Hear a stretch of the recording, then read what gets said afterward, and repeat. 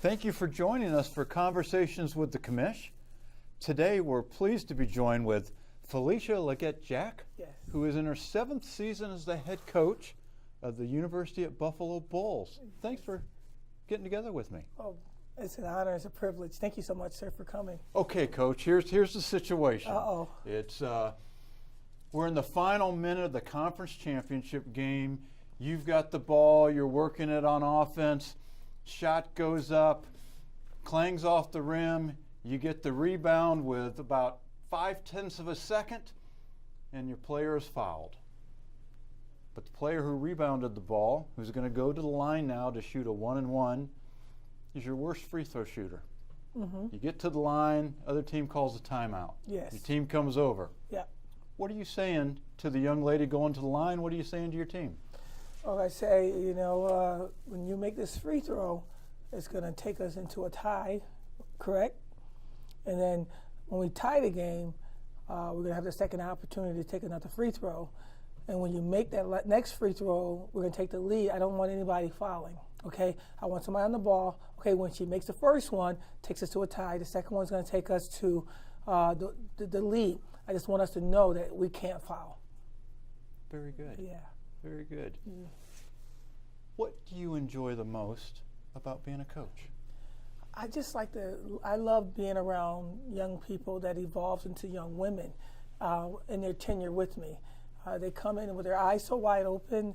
They're so ready to learn. They're so afraid of their future. They're so afraid of their voices when they're young women, particularly our taller young women, and to reestablish who they are and make it something bigger than they ever imagined by just reassuring that voice matters and that they are enough, and to have them claim that, and by the end of their 4 years to walk out with their shoulders back and equipped for the road ahead. That's bigger than any win. That's bigger than any academic accolade that they can ever have. The shoulders back and ready to take on the world. It's the most humbling thing a coach can ever be charged with and to receive at the end of a 4-year student-athlete's tenure. You know, you were graduated from Syracuse. You were a great player. When you left Syracuse, I believe you were their all-time leading scorer and rebounder. Yes, sir. Big East Rookie of the Year, 3-time All-League honors. I mean, wow. Wow, really look at impressive. You, your homework. But what started you down the path of basketball and took you from player to coach? Well, I was the shyest person you ever want to meet. And I know that seemed like a surprise because I don't ever stop talking. But I walked with my head down to the 10th grade. And my brother always said to me, since the 5th grade, why don't you do something? You just seem I was this big. I was 6 feet in the 5th grade. And he challenged me to do something with myself. And I saw he and my other brother play basketball. So I began playing basketball, and I became a natural at it. And when I went to high school, I started playing. And every time I got in the gym, I realized that I got more confident in myself. And around that 10th grade, I was able to look people in their eyes. I was never able to look people in their eyes, and that gave me my confidence. It's this sport, and that's why I'm so indebted to this game of basketball, because of all the things I became because of it. And I was going to be a pro. I was going to go overseas. I was going to do all those fun things. But my senior year, I blew my knee out. And in my college career, I played 38 minutes a game. I never sat out, so I never really saw the game from a coach's perspective. And then that knee injury comes my senior year where I was going to be an All-American. And he forced me to sit down and see the game from a coach's perspective. And I just was in awe of all the things that you can learn and challenge and do from a coaching side of the ball. And that was when I said, this is what I want to do. I want to coach. What did you learn, aside from I want to coach, what did you take away from, you're an injured player. You'd never had that before. You'd been out on the court the whole time. Now you're on the bench. Right. Do you think that's changed your perspective or given you, helped you be a coach now and be empathetic to what's going down up and down your bench?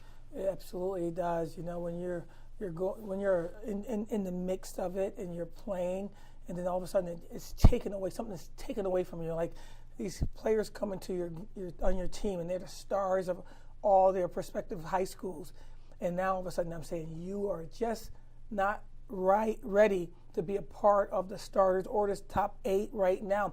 Doesn't mean that you're not great. Doesn't mean that you're terrible. It's just right now for the system that we have. But to have a kid to go through that, that's really challenging. And that's what the story I share with my players. I know it's hard for you to sit. I know that you don't feel like you're worthy of, and I'm questioning your ability. I'm not. It's just not your time right now. So work in the dark. Continue to work on your craft, and you never know when your time is going to come. I'm a coach that plays about 9 or 10 players out of a full roster. It's just really hard to play all 15 or 16 in my case. But it doesn't mean that you're not good enough. It just means that it's not time for you to be on the court right now. And I think because of my injury, my senior year in college in 1988 has equipped me to teach these young people how to just kind of wait their turn, but not patiently. Never be patient. Do you have a mantra or a philosophy that guides your coaching? I just believe that every person has the right to become. And even though you had a terrible year last year even though you're great this year, doesn't necessarily mean you're going to be those things the following year or the following week. I try to be open to it all the next day. I try to have amnesia, if you will, on what I noticed about a student athlete or even a coach that's underneath me the day before. Because if you come with a predetermined idea of what somebody is, then you're already at a disadvantage because you're stopping a flower from really blossoming. And so every day I come into the office, I say the 23rd Psalm. I ask him to lead me. He's my shepherd. And also I ask him to let me have an open heart. The people that I was mad at yesterday, let me see them differently. The people I was really excited about being around, let me see them differently. And whatever that difference is what I'm comfortable with because I asked in his name. Do you encourage, obviously faith is important to you. Yes. And we have people of all faiths. Yeah. Do you encourage your players to incorporate their faith into part of who they are and growing? I so want to with everything in my being, but I know that's not something you can do as a coach.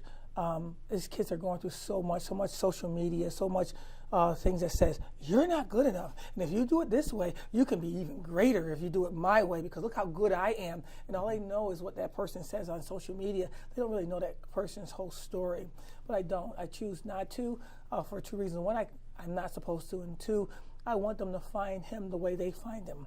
And most kids on our team always come to me and ask if I can talk with them about certain things when it comes to the Word or the Lord or faith. And some people choose not to, and we're perfectly okay with that. Before a game, we say quiet nothing. After the game, we say a quiet something. And that's just all we do as a team. But I just think that these kids need something to hold on to that they can't really see. And that's something to me, in my opinion, is my faith. To play for you, what does a player have to do? They have to be willing to leave it all out there. I call it pep talk, passion every play. You don't have to be the best player. You don't have to be the best shooter. You don't have to be the best defender, but you have to be the person that goes hard every single second. They say I have 2 personalities, the one on the outside of the blue and one on the inside of the blue. Well, the one on the outside of the blue is the mother, the wife, the cool person. I'm the funniest person you ever want to meet, even if I have to say so myself. But when you go on the other side of that line, I'm the coach that's going after those dreams that you told me that you wanted to accomplish before this 4 years is up. And I take that very seriously. When you were a player, who did you idolize? My mom. My mom is the strongest woman you ever want to meet. She's the one that smiled every single day, but worked 3 jobs and found a way to make us feel like we were rich. And when we realized when she retired, she only made $36,000, the most of she's ever made. We didn't realize that how poor we were financially, but then we realized even more how rich we were with our spirit, with our faith, with our family, and with our love. And for that, you can't tell me somebody's better than her. You can't tell me a professional player or some big name person is more important than a lady named Legette, because she's the one I idolize the most. As a coach, are there other coaches that you've looked to as mentors or that you've said, if I could emulate style, how they handle themselves, just what they do, are there people that you point to? Joanne P. McCauley, who's at Duke, she's a really good friend of mine. She's a mentor and a friend, and I love how she gets the most out of her players. I love Tom Crean. I love his passion, and I love his stick-to-itiveness, if you will, when it comes to believing in what he believes in. You know, I love my son Maceo. My son Maceo, I think that he's going to be a very good coach in his own right. I bounce a lot of things off of him, and he answers the questions in some fun ways that I say, I never thought of it this way.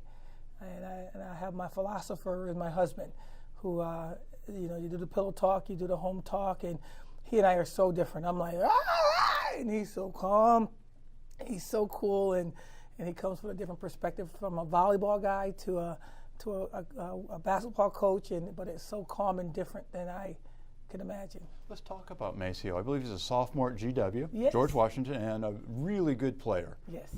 And so you're only a couple years removed from him going through the recruiting process. Yes. And in that case, you're on the other side of the table. You're the mother. Yes. Listen to all these coaches come in, talk to your son, and try to sell you on their program. Mm-hmm. How has that affected you or changed in any way how you recruit? No. I think the people that came into our lives were very professional and very honest and open, and kind of like the way I want to coach myself. But the interesting thing is, David and my husband David and my son Maceo took the trip to George Washington by themselves, and they called me to tell me that they made a decision. And so they kind of left me out. So I laugh at that, but it's kind of cool too that they wanted to make a decision based on what was best for Maceo. And maybe I would have been, would have got in there and got it a little murky. I don't know, but I think he made the best decision for himself. Political science major, 5 blocks from the White House, 3.0 student, and he can play the game at a pretty good clip to him. God is good to me. What's more stressful, coaching your team or watching your son? Without a mustard seed of a doubt, watching my son play. This takes, I think I die a slow death every time he gets on the court. At first I say, please don't let him get injured. And then I want him to be great. Then I want his team to win. Then I want all these things go through my mind. I'm like, after his game, I'm so exhausted. I'm like, did I just run 10 miles or what? I just watch. So I understand what these parents go through because I go through it with them. It's not easy. It's not fun. But I trust the people that's in charge of him, and I trust he's going to give his best effort. Let's talk about recruiting. It's such a key part of being a college coach. What makes a good recruiter? I don't know. I don't even know if I'm a good recruiter. I just tell the truth, and I don't recruit kids that's what people call the top 20 in the country, top 30, and look on these things. Oh, I got to recruit her because of that. I recruit kids that can fit the style of play that I coach, that can play for me. I'm not easy. And those kids aren't always right here in their backyard. The majority of my kids come from overseas. I like the mature athlete. I like the kid that don't need to be chased to class. That could be a junior college kid or a regular 4-year prep school. I just want somebody to understand that when they come to Buffalo or play for me, the challenge is you have to give 100% to yourself every day. And I don't care if you can be a 2.5 student, but if you bring me a 2.3, I'm going to act like you just hurt my family. But if you are 2.5 and you give that, I'm going to be just as happy with you if you were a 4.0 and you get a 4.0. I just want people to come to me understanding that this is where I'm at. I want you to take me higher. And it's every day I'm going to challenge you. You're going to walk down the hall. You're going to think like, hey, coach, why aren't your shirt tucked in? Why are you walking with your headphones in? Every single second is always something that I'm watching to make certain that young person leaves me 4 years later. That's going to be a product of our society. It's going to be a viable option. So I don't get a lot of kids that's amazing because I look real deep down to find the right ones for me. We're less than a year removed from last year was a tremendous season for the Bulls. You're having another good season this year, I would add. But you make it to you win a division title. You make it to the conference tournament finals. A great game there. At-large bid to the Ncaa tournament, and then you go in and knock off 6th-seeded South Florida and 3rd-seeded Florida State on their floor. What has that meant to the program? Growth, just growth. Nothing more than that, nothing less than that. It's just growth. And I just, wherever I have ever been, my hope is to have it grow and be different from when I got there. And if I can see growth in all that I've done, I feel like we've accomplished something. And it doesn't always equate to wins. I thought we grew Indiana. I thought we grew Hofstra. I thought we grew Michigan State and the other universities I've been through. And sometimes you get some hard lessons and you cry about certain things. But if I can see growth, I feel like then my time was not in vain there, and nor did they make a bad decision by bringing me to be a part of their university. So we've grew this thing here at Buffalo. We grew it incrementally, but there's a lot more area up top that we want to take it. And as long as I'm here, I want to continue to see that one word called growth. What's your, you probably have lots of great memories of NCAA tournament last year, run to the Sweet 16. What's your best memory of that time? Well, it was when that freshman class last year graduated last year. They came in and they're like, Coach, we may not be the best talent, we may not be the tallest or the fastest, but we're going to be the most committed. We're going to stay to the end, and our hope is that we can make you proud. And that those 5 seniors that came through, Cassie, Stephanie, Lisa, Mariah, and Catherine, they stayed to the end and they made it change. And for that, I'll always be indebted to those young people who really believed in their word and believed in this old lady here, and together we made a difference. If you weren't coaching, what would you be doing? I almost wasn't coaching when I lost my job, and my goal was to be a life coach. I just want to be a person that people can come to, that they can throw things off of and know they're not going to be judged. But if I can be a helping hand, I certainly want to do that for them. And if I can help encourage them to do something bigger and better, I pray about it, I give them my words, and hope that they continue to spread their wings and continue to fly. So when this thing is all said and done, my goal is to be a life coach and maybe work camps in the summer, because I love kids and I love this thing called basketball, and I can stay in it through camps. But I think there's a bigger world out there, and eventually I need to go out and discover how many more people I can help. You know, you were a double major at Syracuse, child and family studies and psychology. As it turns out, those are probably outstanding majors to prepare you to be a coach. Oh, yes. What gets you goosed up more? Kind of the X's and O's of the game, or the psychology of the game? The psychology of the game, by far. I wouldn't say I was a great X and O coach. I wouldn't even say I was a really great coach. I'm so passionate about the changing a young person's mind to have her think that greatness belongs to her.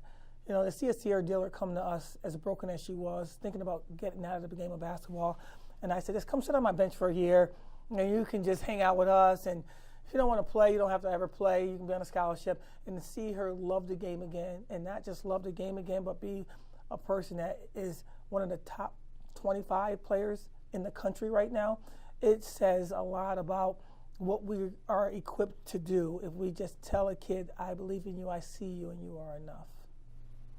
If you woke up tomorrow and all of a sudden you were the head of the NCAA, what would be your first priority? Quality. For the work that's done by any person deserves the same amount of pay as the person that's doing it.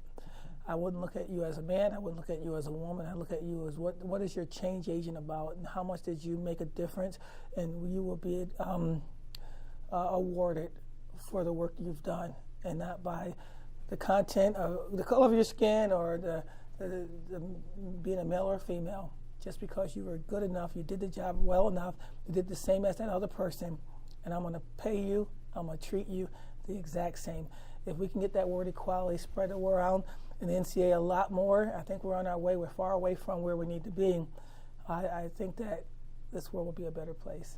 You know, you've clearly had an impact not only here at University of Buffalo, but in the whole Buffalo, Western New York region. We're, a year or two removed from you being recognized as Buffalo Business First Magazine's one of the 100 most influential women here in Western New York. Do you spend a fair amount of time out speaking to groups?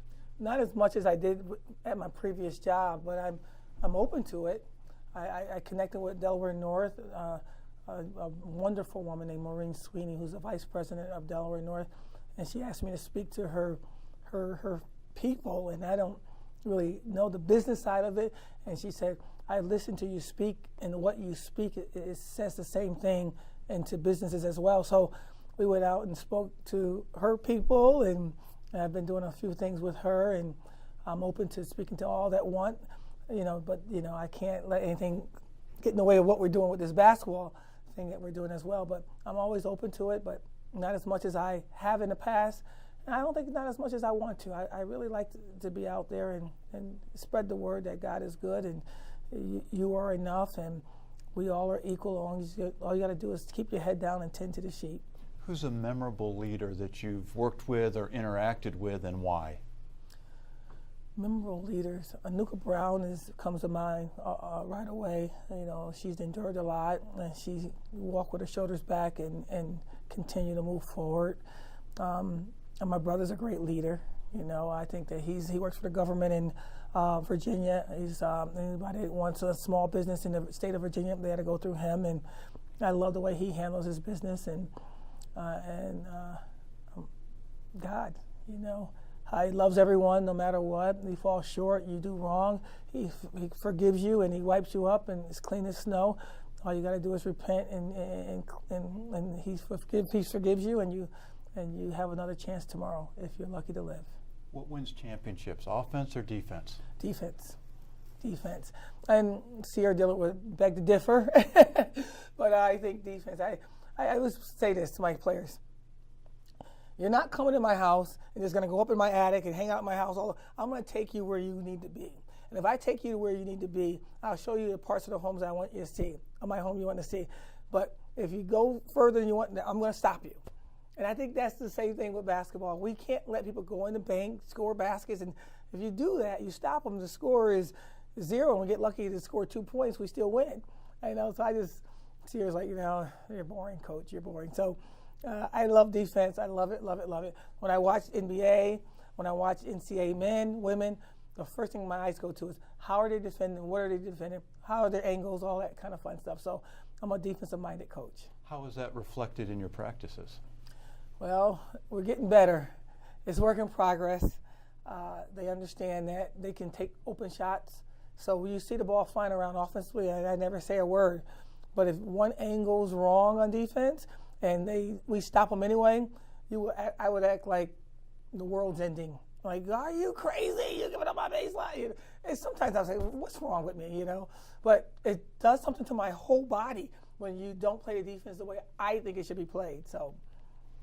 As we're taping this, we're heading really into the last half of the season. Mm-hmm. And as you set up the season before it starts, how do you look at that entire journey? I mean, that's a 4 or 5 month, maybe longer, depending if you get an NCAA tournament and something. How do you try to set that up? How do you try to break it up? A lot of coaches are so smart, a lot smarter than me. And I don't know how to do it that way. I just go one day at a time. And I know there's 4 seasons. Everybody says spring, winter, fall, and another one, spring, winter, whatever. But I say it's the reason why I don't think the other way. I think it's preseason, non-conference, conference, and postseason.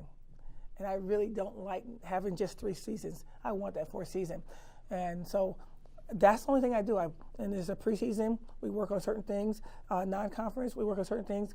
Conference, we work on certain things, and our prayer is that we get to postseason. But, tomorrow's not promised. It's not promised to anyone. And so I always tell my players, if he takes it away from you today, what will be your legacy? What will they remember you from? You don't have it tomorrow. And so we go after practice every day as if it's our last, whether it's a game or a practice. And so it seemed to work better that way and go faster for me and for our team. Do you practice the same as you get into conference tournament time and NCAA tournament time as you would in the middle of the season? No, we shorten the practices. It just gets too long. You get 4 hours a day. I never go 4 hours a day. 2.5 the most you'll see our team practice. But by the time, like right around now, we're going 1.5 hours, watching a lot more film, doing individual workouts with with my coaches and the players. But when it comes to a team getting together, we probably go 1.5 hours right now. And by the end of February, we're probably about an hour. Just what the other team's going to do. There's no reason to be doing the 3-player weave, the 5-player break. let's get in there. Let's hit it with the real stuff. Get out of there. Think you need to get more cardio? Get on the treadmill. Get in the weight room with Coach A. Work with my coaches. But I want them to really realize it's a long season. You know, we are one of the few teams that go over 2 semesters.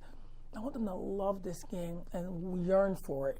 If you keep it 4 hours, in my opinion, they're going to get bored with it and they're going to never want to play it again.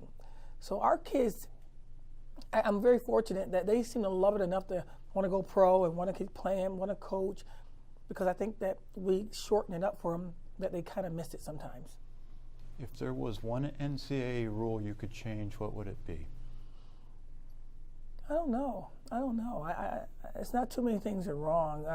If there's equality is what I really believe in. I really think women's basketball is here to stay. I think that we've made a major imprint on what sport can look like at the highest level. We brought in attendance. If we get the same marketability as the men's team, those same people will come and watch us play. I think they'll enjoy our game a lot more if we get them into the gym. I think since we've been here, we've grown our attendance incrementally because the people that came stayed and brought a friend. And I think this time that we got to consider paying the women's basketball coaches equal to the men. And I don't understand why it hasn't happened yet and what's the major difference. Felisha, thank you for your time. Good luck down the stretch. Bless your heart. Thank you and so I'll much, look forward to Commissioner. seeing you some games coming up soon. Really, thank you for all you've done for our conference. You've grown it so much in the last 7 years that I've been here.